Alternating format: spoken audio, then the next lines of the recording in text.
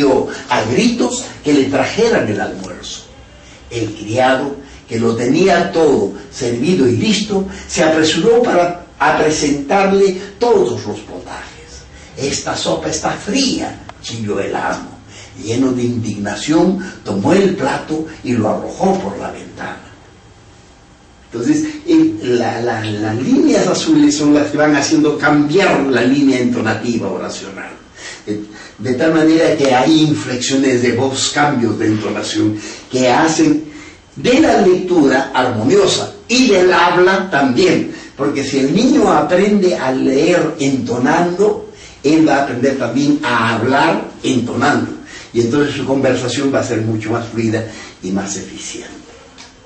El tercer paso es la lectura enfática. Se le dice a los niños: niños, tal como entono yo, van a entonar ustedes. Y cuando pronunciemos la palabra que está subrayada, lo vamos a indicar con el dedo y lo vamos a leer con gusto, un poco más fuerte, pero con gusto. Era un lindo día. La brisa traía un perfume de retamas. El sol brillaba en las hojas de los árboles que parecían cubiertas de flores. ¡Qué hermosas estaban las flores del manzano! Pero aún en ese día, un criado sufría mucho por causa del mal carácter de su amo. Cuando éste volvió a su casa ese mediodía, traía un genio de pulgas. Se sentó a la mesa y pidió a gritos que le trajeran el almuerzo. Esa es la lectura enfática.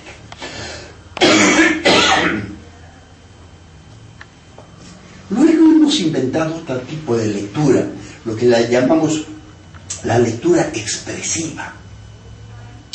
A nosotros nos llamó la atención el interés que ponen los niños por ver televisión. Pueden estar 2 horas, 3 horas ahí pendientes, y a veces viendo el mismo corto, ¿no? El mismo dibujo animado, ¿no? Que repiten varias veces, ¿verdad? ¿Qué es lo que a los niños los atrae tanto?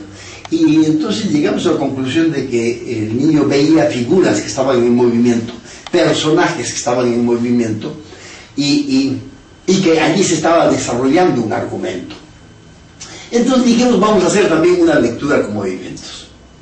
Entonces más o menos decía: niños, tal como entono yo, van a entonar ustedes. Y cuando pronunciemos la palabra que está subrayada, vamos a hacer un gesto, una mímica, un movimiento, algo tenemos que hacer. Era un lindo día. La brisa traía un perfume de retamas. El sol brillaba en las hojas de los árboles que parecían cubiertas de flores. ¡Qué hermosas estaban las flores del manzano! Pero aún en ese día, un criado sufría mucho por causa del mal carácter de su amo. Cuando éste volvió a su casa ese mediodía, traía un genio de pulgas.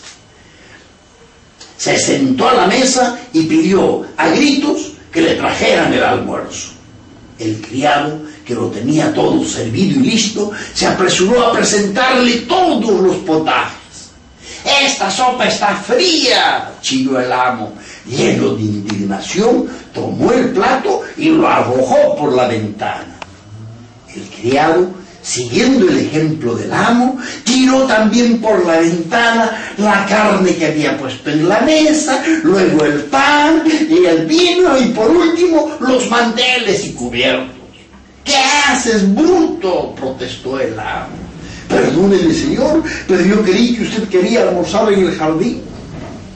De tal manera que el niño también actúa y va llenándose su cabecita de significados, de imaginación, y no solamente está leyendo, entendiendo, sino que está viviendo la historia. De esta manera lo aproximamos hacia la literatura, que es el placer de leer. Y vivenciar. Eso es lo que los atrae. Entonces hacemos que los niños hagan teatro, que representen este cuento en cada grupo. De tal manera que tenemos a los niños no solamente leyendo y actuando, sino también representando. Profesor, entonces el método que usted ha explicado también va asociado con una gráfica, con un dibujo, ¿no?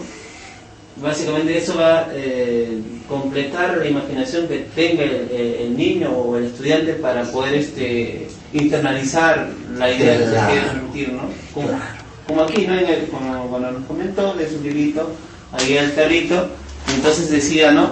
O sea, en realidad, viendo esta foto, digamos, podríamos describir esta historia que está aquí, ¿no? Claro. Entonces, el método Breuer también va acompañado de una gráfica, de un dibujo en el cual la imaginación se puede completar mediante esa gráfica. Al comienzo, o si no, sin el dibujo, y para que ellos hagan el dibujo, ellos construyen el dibujo, tal como su propia imaginación lo crea. ¿De acuerdo? Al comienzo se les entrega el dibujo, pero después se les pide que los propios niños hagan su propia versión del texto. Claro. Y es mucho más creativo todavía. Pues bien, la parte más importante que sigue es el de la lectura puntuada. Niños, vamos a leer respetando los signos de puntuación. Observarán cómo hemos ido de lo más simple hacia lo complejo, ¿no? En el método tradicional al niño se le sacaba al frente, ¿no? Y se le decía, a ver cómo se para uno, cómo agarra el libro, ya, ahí vas a leer en voz alta, respetando los signos de puntuación, entonando bien, ya, comienza, ¿verdad? Es decir, sin ninguna preparación previa se le sometía al niño al vejamen, a la vergüenza de fracasar frente a sus compañeros. En cambio aquí no. ¿Sí? Niños, vamos a leer respetando los signos de puntuación. Allí donde hay un punto, punto y coma, 2 puntos, matamos la voz. Donde hay una coma, hacemos una inflexión de voz. Voy a leer oración por oración. Era un lindo día. Los chicos repiten, era un lindo día. La risa traía un perfume de retamas. Aquí ya no hacemos la pausa, porque no hay coma. Entonces dice, la risa traía un perfume de retamas. El sol brillaba en las hojas de los árboles que parecían cubiertas de flores. Qué hermosas estaban las flores del manzano. Pero aún en ese día, un criado sufría mucho por causa del mal carácter de su amo. Cuando éste volvió a su casa, ese mediodía traía un genio de pulgas. Se sentó a la mesa y pidió a gritos que le trajeran el almuerzo. El criado, que lo tenía todo servido y listo, se apresuró a presentarle todos los potajes. Entonces ya estamos leyendo, respetando los signos de puntuación. Y sin embargo, a este paso se ha llegado después de una serie de requisitos que hacen que el niño, pues, disfrute de lo que está leyendo. El siguiente paso es la lectura individual.